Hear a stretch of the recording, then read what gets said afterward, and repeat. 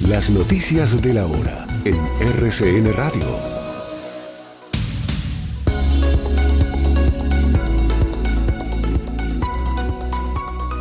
Estas son las noticias de RCN Radio, esta edición que extenderemos en esta jornada de 1 de mayo, cuando se conmemora el Día Internacional del Trabajo, hasta la 1:30 de la tarde. Muchísimas noticias, por supuesto, en Bogotá y en las ciudades, en Colombia y en el mundo, sobre estas movilizaciones y concentraciones, mítines y demás manifestaciones. A propósito, ya lo decimos, de la conmemoración del Día Internacional del Trabajo. Les entregaremos informaciones de servicio, novedades, eventualmente situaciones de alteración del orden público, que esperemos que no transcurra la jornada normal, y va a ser una jornada especial porque justamente hoy, 1 de mayo, está previsto que el presidente Gustavo Petro, quien ha anunciado que participará en las marchas, estamos muy atentos al centro de Bogotá, desde donde va a partir el presidente Gustavo Petro hacia la Plaza de Bolívar, va a radicar, nos ha anunciado hace algunas semanas el presidente Petro, la consulta popular en el Congreso, allí mismo al pie de la Plaza de Bolívar. Por eso está prevista una jornada especial allí en el Capitolio Nacional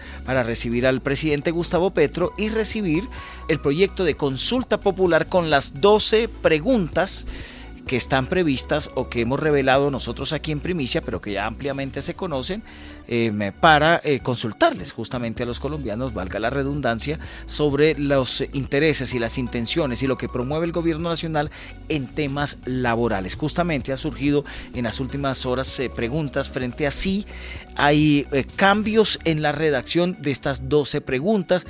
¿Qué está pasando? Estamos en la tarea de averiguar si va a darse alguna modificación de parte del gobierno cuando se radique este proyecto de consulta popular ahí en el Congreso. ¿Y qué sigue? Porque debe el Congreso dar el visto bueno, o si no da el visto bueno, ¿qué debe suceder después?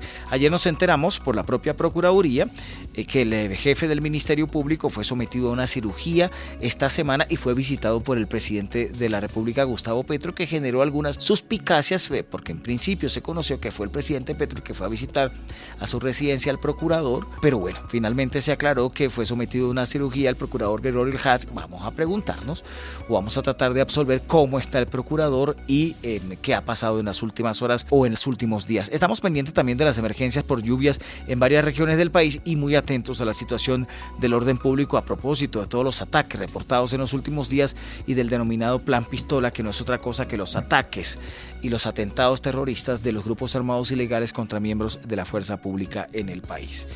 Anticipo de las informaciones internacionales, que comenzamos por las marchas y las movilizaciones en el mundo a propósito del Día Internacional del Trabajo. Es una jornada que se celebra a nivel mundial, desde el continente africano hasta Asia muy temprano en la mañana de este jueves, y también pasando por Europa, y ya están empezando a organizarse en Latinoamérica. Reseñamos algunos hechos que afectaron el orden público en las principales ciudades capitales del mundo, porque, por ejemplo, en Estambul arrestaron a unas 400 personas que utilizaron la marcha con motivos políticos para presionar al gobierno de Recep Tayyip Erdogan para que libere al alcalde de esa ciudad, el señor Ekrem İmamoğlu, que fue, recuerde, arrestado ya hace algunas semanas con cargos sospechosos, ¿no? Con cargos inventados. Pero al margen de esto, pues también se registraron algunos altercados en Francia, un país al que le gusta mucho celebrar este tipo de manifestaciones. ¿Lo dice usted por el carácter socialista del gobierno? Sí, el gobierno de Emmanuel Macron ha tendido mucho hacia la centroizquierda, pero este tipo de concentraciones las aprovechan los gobiernos de izquierda y ultraizquierda, como precisamente pasó en París con Jean-Luc Mélenchon, quien es el líder de la Francia Insumisa, el partido que representa el ala más radical de la izquierda en ese país. Cada país tiene su propia consigna, y por ejemplo en España la ministra de Trabajo, Yolanda Díaz, que estuvo no hace mucho acá en Bogotá en reunión con